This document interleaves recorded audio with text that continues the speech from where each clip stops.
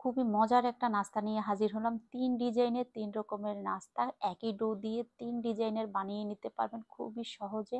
আর প্রত্যেকটা পিঠা এভাবে ফুলে উঠবে।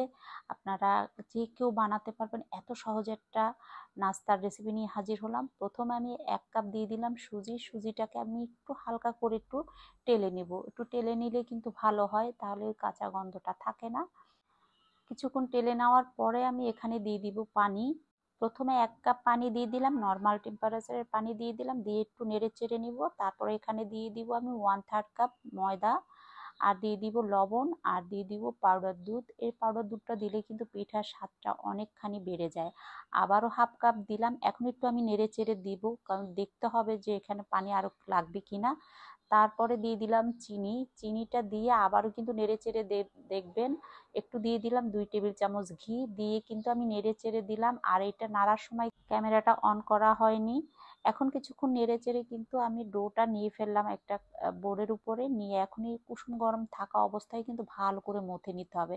এরপর যাতে একটু নরম মনে হলে কিন্তু আরও একটু 1-2 টেবিল চামচ ময়দা নিয়ে ভালো করে মথে নেবেন। আর এই পিঠাটা যত সফট করে মথে নেবেন তত কিন্তু খুব সুন্দর ফুলবে আর খুব ভালো হবে। এখন আমি 2 ভাগে ভাগ করে নিলাম। এখন আমি একটা রুটি বেলে নিব বড় আকারের। আপনারা দেখেই কিন্তু বুঝে নেবেন যে আসলে এটা কিরকম হবে। তারপর আমি কুকি কাটার দিয়ে কিন্তু রুটিটা বেলে কেটে নিলাম। আর মোটা কিরকম হবে সেটাও আমি দেখিয়ে দিচ্ছি। আমরা যেরকম রুটি খাই তার চেয়ে একটু মোটা হবে।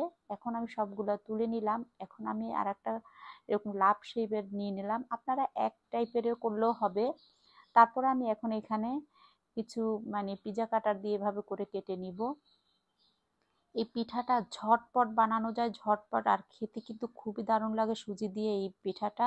তারপর আমার সবগুলো হয়ে গেছে। এখন তেল গরম করেই কিন্তু দিয়ে দিলাম। এই যে দেখেন, এখন তেলটা কিন্তু ভালো গরম করে নিতে হবে, তাহলে কিন্তু দেওয়ার সাথে সাথে প্রত্যেকটা পিঠা ফুলে উঠবে। এই যে দেখেন একা একাই ফুলে উঠতেছে।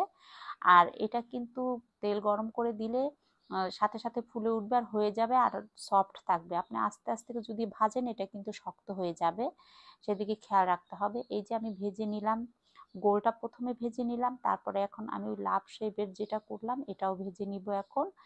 খুবই সহজ একটা নাস্তা, আপনারা চা বসিয়ে কিন্তু এটা বানিয়ে নিতে পারবেন, এত সহজ একটা নাস্তা।